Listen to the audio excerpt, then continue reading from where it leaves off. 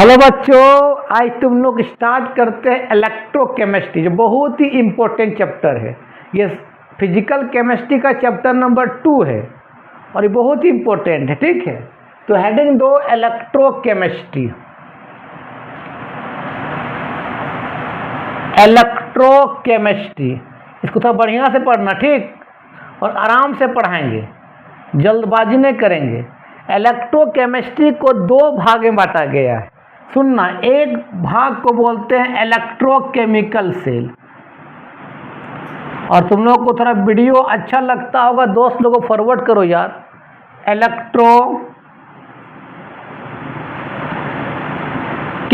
Cell भी बोलते हैं इसको गैल्वेनिक सेल भी बोलते हैं, या इसको डेनियल सेल भी बोलते हैं, डेनियल सेल भी बोलते हैं। इसमें क्या होता है सुनो, पहले इसमें केमिकल रिएक्शंस होता है। सबसे पहले केमिकल रिएक्शंस होता है, और केमिकल रिएक्शन होने के बाद करंट प्रोड्यूस करता है। Current is produced. पहले क्या होता है, केमिकल रिएक्शंस होता है, उसके बाद करंट प्रोड्यूस करता है। इसमें जो होता है एनोड जो होगा नेगेटिव होगा, और कैथोड क्या होगा, पॉजिटिव। एनोड में हमेशा याद रखना ऑक्सीडेशन होता है हमेशा, और कैथोड में हमेशा क्या होता है, रिडक्शन। ठीक है, एक होता है इलेक्ट्रोलाइसिस। क्या होता है तो बताओ, इलेक्ट्रोलाइसिस। पानी आ रहा है और तुम लोग को हम वीडियो बना रहे हैं इलेक्ट्रोकेमिस्ट्री का। इलेक्ट्रोलाइसिस में क्या होता है, सबसे पहले हम लोग करंट देंगे, जस्ट उल्टा। करंट देने के बाद आपका क्या होगा बताओ, केमिकल रिएक्शंस होगा।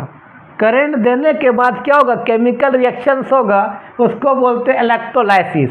इसमें रे भाई एनोड जो होगा, एनोड होगा पॉजिटिव, और कैथोड आपका क्या होगा, नेगेटिव। ठीक है, दैट मीन्स इलेक्ट्रोकेमिस्ट्री में हम क्या सब पढ़ते हैं, केमिकल एनर्जी और इलेक्ट्रिकल एनर्जी के बारे में स्टडी करते हैं। ठीक है, इसको लिख लो। लिख लिया, चलो तो इसको मिटाते हैं। चलो मिटा रे बाबू मिटाओ, मिटाओ रे बाबू मिटाओ।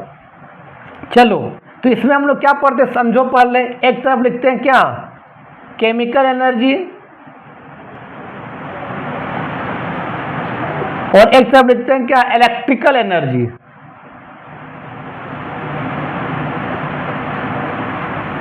इलेक्ट्रिकल एनर्जी, ध्यान देना, केमिकल एनर्जी को जब इलेक्ट्रिकल एनर्जी में कन्वर्ट करेंगे तो उसको बोलते हैं इलेक्ट्रोकेमिकल सेल।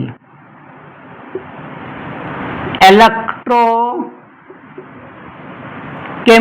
सेल बोलते हैं, जिसको हम डेनियल सेल भी बोल सकते हैं। ठीक है, और इसका उल्टा, जब इलेक्ट्रिकल एनर्जी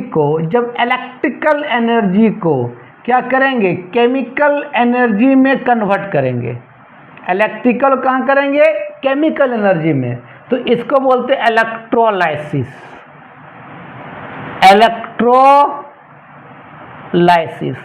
केमिकल को इलेक्ट्रिकल, इलेक्ट्रोकेमिकल सेल, और इलेक्ट्रिकल को केमिकल, इलेक्ट्रोलाइसिस। इसी के बारे में पूरी यहाँ स्टडी करेंगे, इसमें इलेक्ट्रोकेमिस्ट्री में। लिख लो। अब इसमें इलेक्ट्रोकेमिस्ट्री पढ़ाने से पहले तुम लोग electronic concept of oxidation and reduction reaction बताते, क्योंकि इसी पर पूरी इलेक्ट्रोकेमिस्ट्री डिपेंड है। चलो चलो चलो चलो चलो चलो, तो अब बताते हैं electronic concept of oxidation and reduction. Electronic concept of बताओ क्या, ऑक्सीडेशन एंड रिडक्शन। कि इलेक्ट्रॉनिक कॉन्सेप्ट में ऑक्सीडेशन किसको बोलेंगे और रिडक्शंस किसको बोलेंगे, ठीक है। तो ऑक्सीडेशंस का मतलब होता है कि कोई भी एलिमेंट अपना वैलेंस इलेक्ट्रॉन को क्या करता है, लूज करता है, उसको बोलते हैं oxidation. The element which have tendency to lose of their valence electron को क्या बोलते हैं, ऑक्सीडेशन। इलेक्ट्रॉन को लॉस करना ऑक्सीडेशन और गेन करना रिडक्शन, ठीक है। तो लिखो द एलिमेंट, थोड़ा अंग्रेजी भांज लो, the elements which have tendency to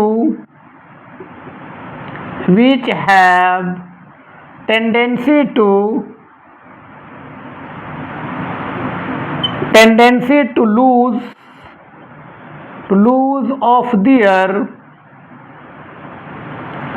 valence electron, जो वैलेंस इलेक्ट्रॉन या तो इलेक्ट्रॉन्स, अगर एक इलेक्ट्रॉन करेगा तो इलेक्ट्रॉन, एक से ज़्यादा करेगा तो इलेक्ट्रॉन।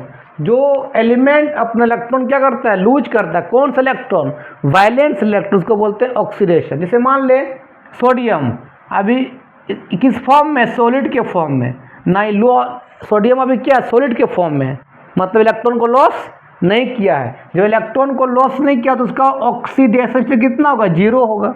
और सोडियम का कितना होता है, एटॉमिक नंबर 11, तो कितना लिखते हैं 281। 1 क्या है, वैलेंस इलेक्ट्रॉन। और कोई भी मेटल जब अपना वैलेंस इलेक्ट्रॉन लूज करता है ना, तो सॉलिड से वो एक्वस बन जाता है, सॉलिड से एक्वस बन जाता है। तो क्या बनेगा, और जितना ज़्यादा इलेक्ट्रॉन लूज करेगा उतना माथा में प्लस चार्ज, तो इसका माथा में कितना होगा, 1 प्लस, Na+, सॉलिड से क्या बन जाएगा, बता रहे बबुआ, एक्वस। और एक इलेक्ट्रॉन क्या करेगा, लॉस करेगा, इसको क्या बोलेंगे, ऑक्सीडेशन बोलेंगे। मान लेते हैं जिंक है, जिंक किस फॉर्म में होता है, सॉलिड के फॉर्म में, इसका एटॉमिक नंबर 30 होता है और इसका वैलेंस इलेक्ट्रॉन होता है 2। जब इलेक्ट्रॉनिक कॉन्फ़िगरेशन करोगे 30 का, तो लास्ट में आता है, क्लास 11 में पढ़ा होगा स्ट्रक्चर ऑफ एटम में, 3d10 और क्या आता है 4s2। इसका एटॉमिक नंबर कितना, 30 होता है। तो इसका s क्या है, वैलेंस इलेक्ट्रॉन, तो 2 इलेक्ट्रॉन को लूज कर देगा, तो अभी चार्ज कितना है, 0, क्यों ना लॉस किया है ना गेन किया है। जब 2 इलेक्ट्रॉन लूज करेगा तो जिंक में चार्ज कितना आ जाएगा, +2, और सॉलिड से क्या बन जाएगा, एक्वस बन जाएगा।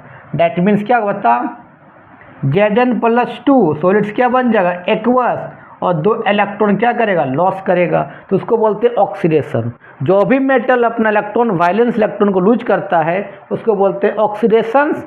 और जब वो ऑक्सीडेशंस होगा तो मेटल सॉलिड से एक्वस में कन्वर्ट हो जाता है। इसको मिटाते हैं और एक एग्जांपल देते हैं। जैसे मान लेते हैं आपका है मैग्नीशियम Mg, अभी किस फॉर्म में है, ये सॉलिड के फॉर्म में है, एटॉमिक कितना 12, तो कितना लिखते हैं 2A2 लिखेंगे। तब इसका ऑक्सीडेशन कितना 0। अगर 2 वैलेंस इलेक्ट्रॉन को लूज कर देगा तो क्या बन जाएगा बताओ, Mg पर क्या होगा, +2, क्या बन जाएगा, सॉलिड से एक्वस, 2 इलेक्ट्रॉन लॉस करेगा, इसको बोलते हैं ऑक्सीडेशन। लिख लो इसको, सब तेरा क्या है, सब तेरा क्या है, ऑक्सीडेशन। जो भी इलेक्ट्रॉन को लॉस करेगा उसको क्या बोलते हैं, ऑक्सीडेशन। लिख लो। अब बात करते रिडक्शंस क्या है। रिडक्शंस का मतलब क्या होता है, गेन ऑफ इलेक्ट्रॉन, याद रखना। रिडक्शंस, जैसे मान लेते हैं, ध्यान देना, ये आपका कॉपर एक्वस के फॉर्म में था, आयंस के फॉर्म में था। अब बता, कॉपर आयन सॉलिड जाने के लिए क्या करेगा, 2 इलेक्ट्रॉन को लेगा, 2 इलेक्ट्रॉन लिया तो क्या बन गया बताओ, Cu सॉलिड।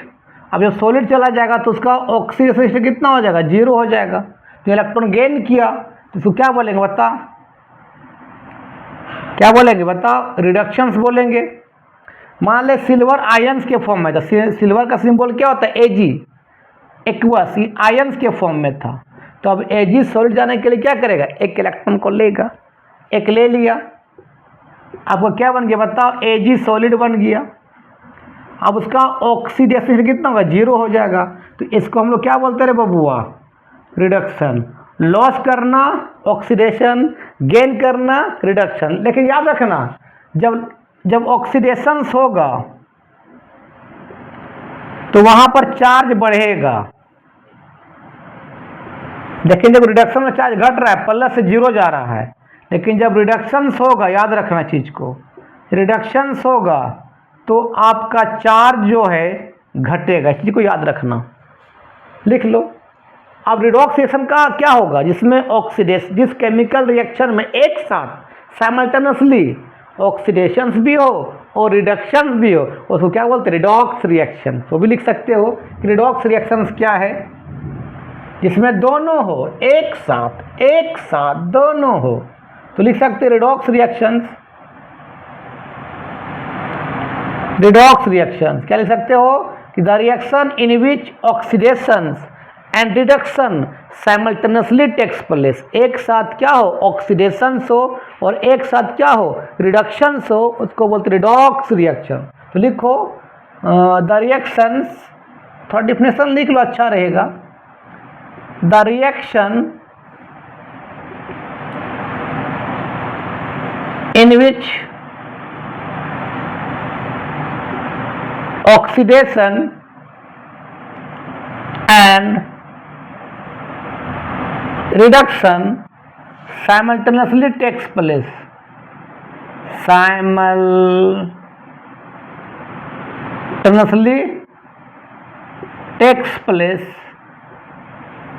उसको क्या बोलते हैं, रिडॉक्स रिएक्शन। देखो कि मान लेते हैं ये Zn सॉलिड था, अभी सॉलिड है तो इसका ऑक्सीडेशन से कितना होगा, 0 होगा। मान लें जिंक 2 इलेक्ट्रॉन लूज किया तो क्या बन जाएगा, Zn+2 सॉलिड से क्या बन जाएगा, एक्वस, और 2 इलेक्ट्रॉन क्या करेगा, लॉस करेगा, ये ऑक्सीडेशन कहलाएगा। मान लें यहाँ पर क्या है, कॉपर+2 एक्वस के फॉर्म में है, जो 2 इलेक्ट्रॉन लॉस किया, ये बंदा क्या करेगा, उस इलेक्ट्रॉन को क्या करेगा, गेन कर लेगा, और क्या बन जाएगा, Cu सॉलिड। सॉलिड बनेगा, चार्ज कितना होगा, 0 हो जाएगा। तो यहाँ पर क्या हो रहा है बताइए, ये आपका रिडक्शंस हो रहा है और ये आपका क्या हो रहा है बताओ यार, ऑक्सीडेशन हो रहा है। दोनों को जोड़ दो तो 2 इलेक्ट्रॉन 2 कट गया, बता क्या हो गया, बताओ, Zn solid plus Cu+2 aqueous, इधर बता क्या होगा, बताओ, Zn+2 एक्वस और Cu सॉलिड। अब तुम सॉलिड मतलब ऑक्सीडेशन स्टेट कितना, 0। अब देखो 0 से कहाँ जा रहा है, +2, चार्ज बढ़ रहा है। जहाँ चार्ज बढ़ेगा, तभी बताएं, जहाँ चार्ज बढ़ेगा वो हमेशा क्या होगा, ऑक्सीडेशन। और यहाँ देखो तो Cu+2 से कहाँ जा रहा है, Cu चार्ज कितना है, +2 से 0 जा रहा है, मतलब यहाँ पर क्या हो रहा है बताओ, यहाँ पर चार्ज घट रहा है, और जहाँ चार्ज घटेगा वहाँ क्या होगा बताओ, रिडक्शन। तो इसी को बोलते रिडॉक्स रिएक्शन, जिस केमिकल रिएक्शन में एक साथ ऑक्सीडेशंस भी हो और एक साथ रिडक्शंस भी, उसको बोलते रिडॉक्स रिएक्शन, लिख लो। अब बात करते हैं इलेक्ट्रोकेमिकल सेल के बारे में। चलो अब बात करते हैं इलेक्ट्रोकेमिकल सेल। अरे electrochemical cell, electrochemical cell, electrochemical cell, जिसको हम डेनियल सेल भी बोलते हैं। इसमें क्या होता है अभी बताएं कि पहले केमिकल रिएक्शंस होगा और केमिकल रिएक्शंस होने के बाद करंट क्या करेगा, प्रोड्यूस करेगा। इसमें पहले क्या होता है बताओ क्या होता है, केमिकल रिएक्शंस होता है और केमिकल रिएक्शंस होने के बाद तुमको करंट देता है, ये करंट प्रोड्यूस होता है। जैसे बैटरी, निप्पो वाला बैटरी, पहले उसके अंदर क्या होता है, रिएक्शंस होता है, रिएक्शंस होने के बाद क्या करता है, करंट देता है। तो कैसा काम करता है, इलेक्ट्रोकेमिकल सेल में जैसा। उसमें एनोड कैसा होता है, एनोड जो होता है नेगेटिव होता है, कैथोड आपका क्या होता है, पॉजिटिव होता है। एनोड में याद रखना हमेशा ही एनोड होगा लेफ्ट साइड, और एनोड में हमेशा क्या होगा बताओ, ऑक्सीडेशन होगा, ठीक है। और कैथोड जो होगा ये होगा राइट साइड, और ये क्या होगा, हमेशा क्या करवाएगा, ये रिडक्शंस करवाएगा। यहाँ तक लिखो, थोड़ा पानी पी लेते हैं।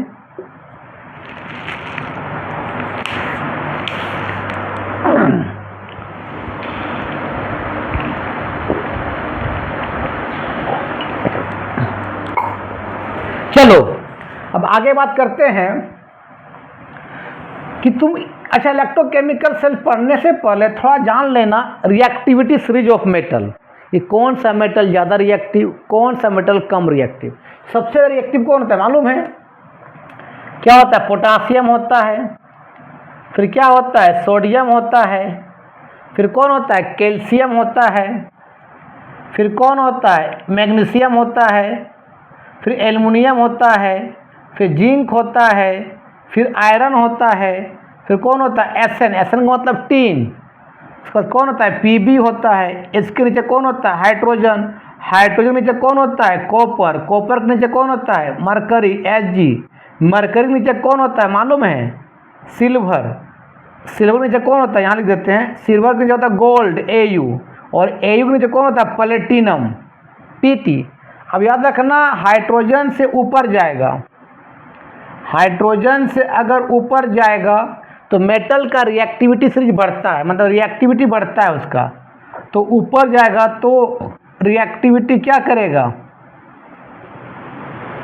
इसका मतलब इंक्रीज करेगा।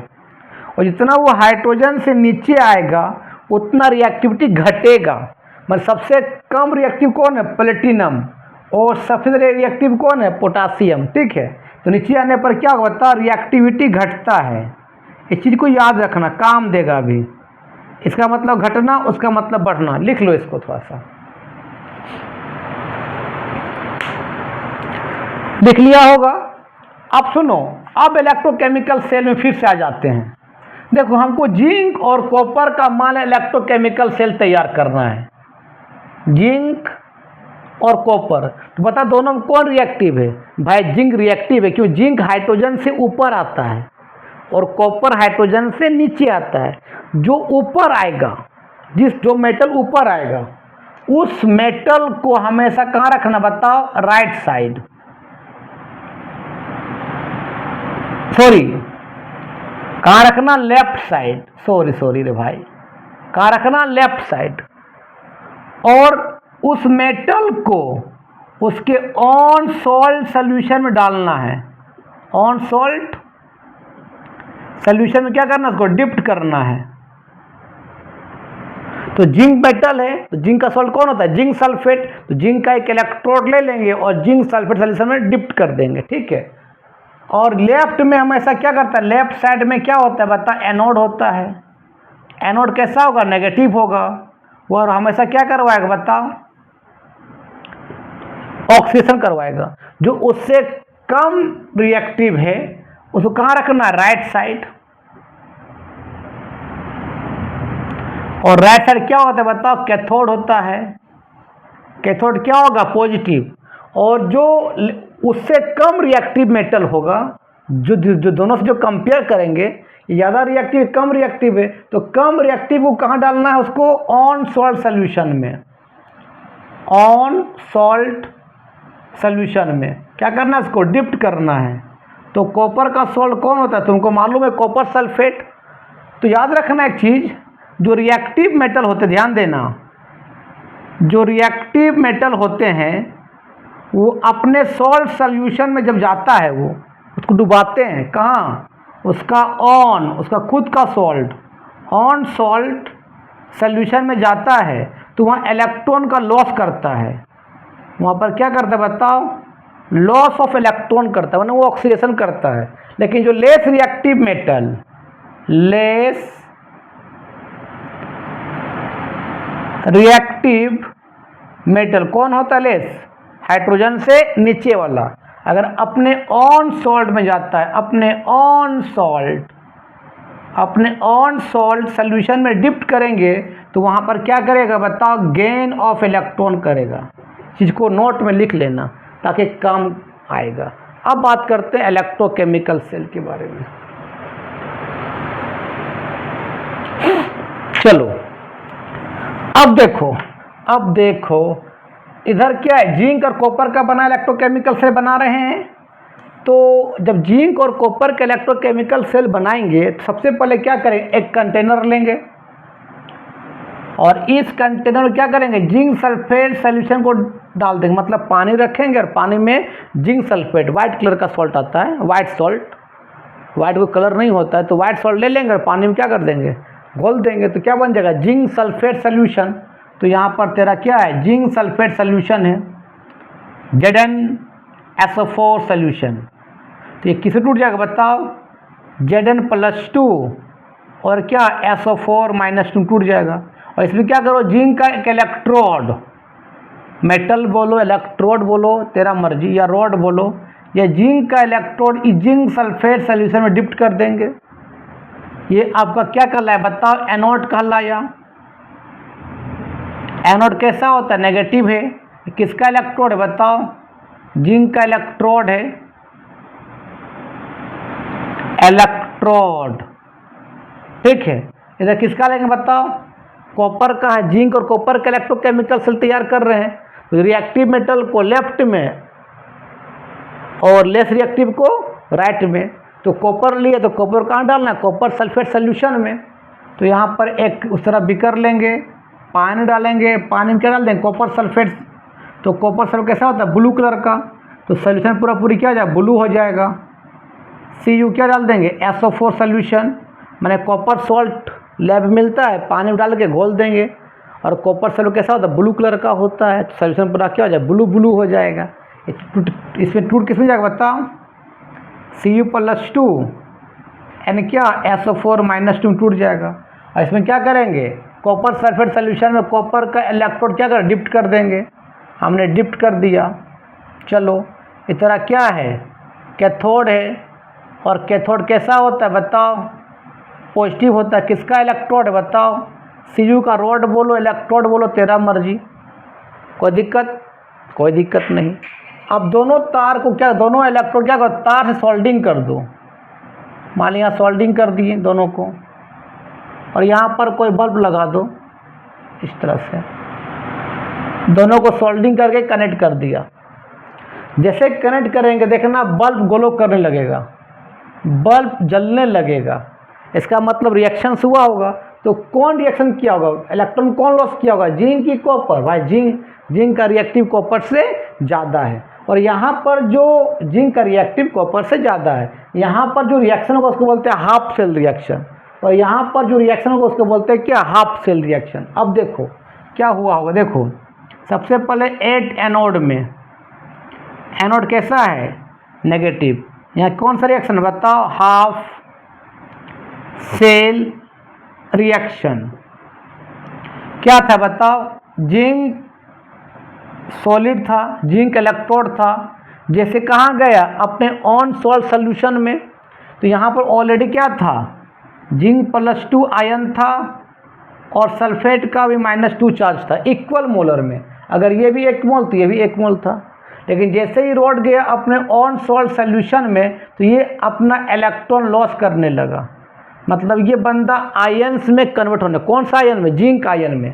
तो ये रॉड पिघल के फिर से क्या दे रहा है, जिंक आयन दे रहा है। तो धीरे धीरे क्या होता होगा, यहाँ जिंक आयन का कंसंट्रेशन बढ़ता होगा और सल्फेट आयन का कंसंट्रेशन घटता होगा, ठीक है। और ये आयन्स में कन्वर्ट हो रहा है, और इसमें क्या बचेगा, इसके अंदर क्या बचेगा, इलेक्ट्रॉन। और इलेक्ट्रॉन रुकेगा थोड़ी हो, जहाँ सर्किट लगेगा इलेक्ट्रॉन दौड़ना शुरू कर देगा। तो यही इलेक्ट्रॉन दौड़ के एनोड से कहाँ जाता है, कैथोड की ओर।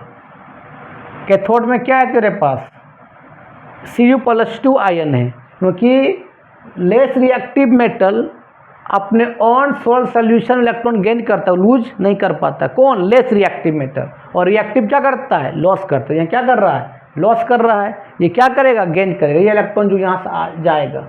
तो अब देखो यहाँ पर क्या, पहले देखो Zn सॉलिड क्या करेगा, कहाँ गया, Zn SO4 सोल्यूशन में इलेक्ट्रॉन लॉस कर दिया। क्या बन गया बताओ, Zn+2 क्या, एक्वस फॉर्म, ये 2 इलेक्ट्रॉन लॉस किया। तो क्या कहलाएगा, ऑक्सीडेशन कहलाएगा। अब देखो 8 कैथोड में, 8 कैथोड कैसा होता है, पॉजिटिव। तेरे पास क्या है, कॉपर+2 क्या है, एक्वस है, ये वाला, ये कॉपर+2 क्या है, एक्वस है। ये क्या करेगा, ये क्या हुआ, चिपकेगा कहाँ पर, इस इलेक्ट्रोड, कॉपर के इलेक्ट्रोड में। क्यों, गैस क्या आ रहा है, माइनस आ रहा है, माइनस आएगा। तो ये रॉड क्या हो जाएगा, माइनस में हो, ये क्या हो जाएगा, ये प्लस है, ये क्या आ जाएगा, माइनस हो जाएगा। तो ये प्लस क्या करेगा, इस माइनस में आके क्या होगा, ये रॉड कैसा होगा, नेगेटिव हो जाएगा। और ये प्लस क्या होगा, इस रॉड में जाकर चिपक जाएगा। तो Cu क्या करेगा, 2 इलेक्ट्रॉन को ले लेगा और क्या बन जाएगा बता, Cu क्या बन जाएगा, सॉलिड। और यहाँ क्या होगा बताओ, रिडक्शंस होगा। और यहाँ क्या होगा बताओ ना यार, ऑक्सीडेशंस होगा। और ये कॉपर आयन धीरे धीरे इस कॉपर इलेक्ट्रोड में जमना शुरू होगा। क्या जमनेगा, कॉपर। यहाँ कॉपर जम रहा है और यहाँ जिंक रॉड क्या हो रहा है, पिघल रहा है। रिएक्शंस हुआ और रिएक्शंस होने के बाद यहाँ से भेजेगा करंट, और करंट जाएगा और ये बल्ब क्या ग्लो करने लगेगा। तो पहले क्या हुआ, केमिकल रिएक्शन हुआ, उसके बाद क्या भेजा, करंट भेजा। लेकिन कुछ देर के बाद क्या होगा, रिएक्शन चलेगा, बल्ब बंद हो जाएगा। आखिर बल्ब बंद क्यों हुआ, इसका मतलब इलेक्ट्रॉन का मूवमेंट रुक गया तब ना। अगर इलेक्ट्रॉन का मूवमेंट चालू रहता तो इलेक्ट्रॉन आता, रिएक्शन होता, करंट जाता। तो कुछ देर के बाद क्या होगा, रिएक्शन बंद हो जाएगा। तो रिएक्शन बंद हो जाएगा तो करंट भी देना क्या बंद हो जाएगा। तो बल्ब क्या होगा, ग्लो करना बंद हो जाएगा। ऐसा क्यों, तो सुनो, यहाँ धीरे धीरे क्या हो रहा है, देखो धीरे धीरे यहाँ पर जिंक आयन का कंसंट्रेशन बढ़ रहा है धीरे धीरे, क्योंकि ये रॉड भी जिंक आयन में कन्वर्ट हो रहा है और सल्फेट आयन धीरे धीरे घट रहा है। अब तुम यहाँ देखो तो यहाँ धीरे धीरे क्या हो रहा है, कॉपर आयन कॉपर सॉलिड में कन्वर्ट हो रहा है। मतलब धीरे धीरे यहाँ क्या हो रहा है, कॉपर आयन घट रहा है धीरे धीरे। और यहाँ पर क्या हो रहा है, धीरे धीरे कॉपर आयन घटेगा तो सल्फेट आयन क्या होगा, बढ़ेगा। ये कॉपर आयन कॉपर में कन्वर्ट हो रहा है तो कॉपर आयन घट रहा है और सल्फेट आयन बढ़ जाएगा। ध्यान देना। अब जो इलेक्ट्रॉन यहाँ से जा रहा है, ये इलेक्ट्रॉन जा रहा है, तो जब जिंक आयन ज़्यादा बढ़ जाएगा तो उस इलेक्ट्रॉन को जाने से रोक देगा, जाने नहीं देगा। तो इलेक्ट्रॉन नहीं जा पाएगा। और बाय मिस्टेक से चला भी गया तो यहाँ क्या बढ़ गया था, सल्फेट आयन, नेगेटिव चार्ज बढ़ गया था। तो ये इलेक्ट्रॉन अगर आएगा तो उसको आने नहीं देगा। मतलब ओवरऑल क्या हुआ, इलेक्ट्रॉन का मूवमेंट रुक गया। जब इलेक्ट्रॉन का मूवमेंट रुक जाएगा तो करंट फॉलो नहीं होगा, रिएक्शंस नहीं होगा, तो करंट भी क्या होगा, नहीं देगा। तो इलेक्ट्रॉन को चालू करने के लिए, मतलब इलेक्ट्रॉन को मूव करने के लिए एक लगाते हैं सॉल्ट ब्रिज। क्या लगाते हैं, सॉल्ट ब्रिज। क्या लगाते हैं, सॉल्ट ब्रिज।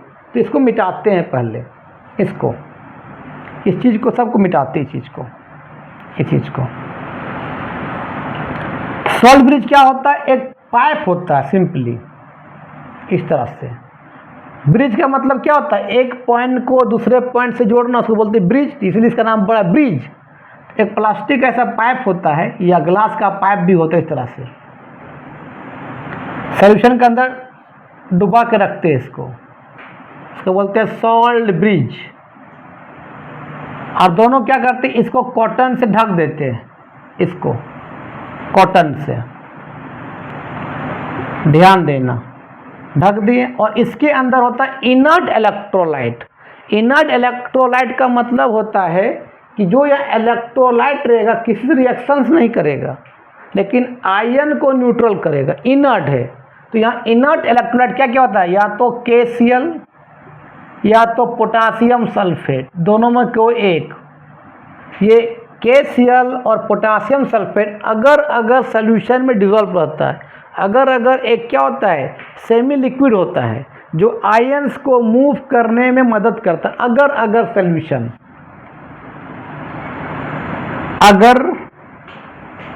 अगर सॉल्यूशन में क्या डाला हुआ बताओ, या तो KCl या तो पोटासियम सल्फेट। इस तरह क्या इनर्ट इलेक्ट्रोड है, सॉरी इनर्ट इलेक्ट्रोलाइट है, जो किसी से रिएक्शन नहीं करेगा लेकिन आयंस को क्या करेगा, न्यूट्रल करेगा।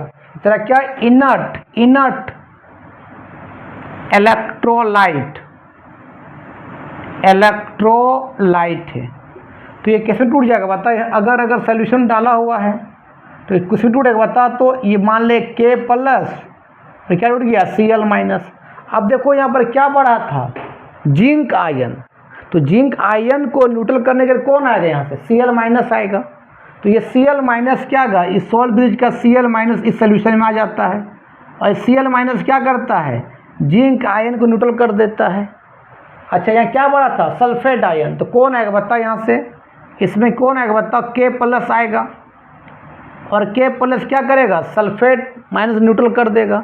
तो जब आयन्स न्यूट्रल हो जाएगा तो इलेक्ट्रॉन आराम से उठेगा, एनोड से कहाँ जाएगा, कैथोड में जाएगा, रिएक्शंस होगा, उसके बाद क्या करेगा, करंट भेजेगा। ये तब तक चलता रहेगा जब तक कि ये जिंक का इलेक्ट्रोड पूरा पूरी पिघल ना जाए। अगर पूरा पूरी पिघल जाएगा तो आपका इलेक्ट्रॉन जाना बंद हो जाएगा, तो रिएक्शंस भी नहीं होगा। जब रिएक्शंस नहीं होगा तो करंट कंडक्ट, रिएक्शंस नहीं होगा तो करंट यहाँ से फ्लो नहीं होगा।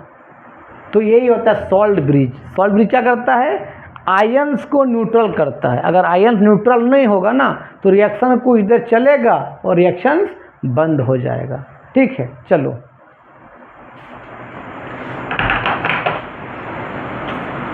ठीक है, इसको लिखो। तो इसको पूरा मिटाते हैं। अब इसमें आता है सेल डायग्राम।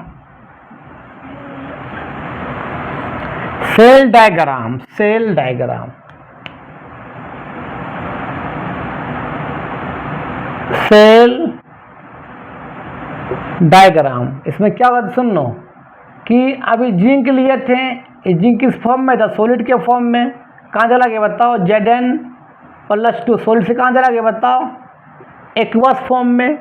इसको बोलते हैं क्या, ऑक्सीडेशन। क्या बोलते हैं यार, ऑक्सीडेशन। और ये दो लाइन को इस तरह से, दो पैरेलल लाइन को हम बोलते हैं क्या, सॉल्ट ब्रिज। और ये कहाँ था बताओ, ये आपका लेफ्ट में था, और राइट में क्या हो रहा था, कॉपर आयन कॉपर सॉलिड में कन्वर्ट हो रहा था। तो Cu+2 एक्वस जो कहाँ था, Cu सॉलिड में कन्वर्ट हो रहा था, तो इसको क्या बोलते हैं बताओ, रिडक्शन बोलते हैं। रिडक्शन कहाँ होता है, कैथोड में। और ऑक्सीडेशन कहाँ होता है बताओ, एनोड में। कोई दिक्कत। अच्छा, सॉल्ट ब्रिज का क्या फंक्शन है, तो लिख देना कि आयन को क्या करता है, न्यूट्रल करता है। कहाँ पर, कैथोड और एनोड में। मतलब ये सॉल्ट ब्रिज जो होता है, सॉल्ट ब्रिज का फंक्शन क्या है, तो भाई ये एनोड में और कैथोड का आयन क्या करता है, न्यूट्रल करता है। एनोड और कैथोड का आयन क्या करता है, न्यूट्रल करता है। ठीक है, तो ये आज का वीडियो यहीं समाप्त करते हैं। अब नेक्स्ट वीडियो में तुमको बता देंगे स्टैंडर्ड इलेक्ट्रोड पोटेंशियल क्या होता है, फिर नॉट्स इक्वेशन आएगा, और नॉट्स में ढेर सारा न्यूमेरिकल बताएंगे। ठीक है, तब तक के लिए बाय बाय।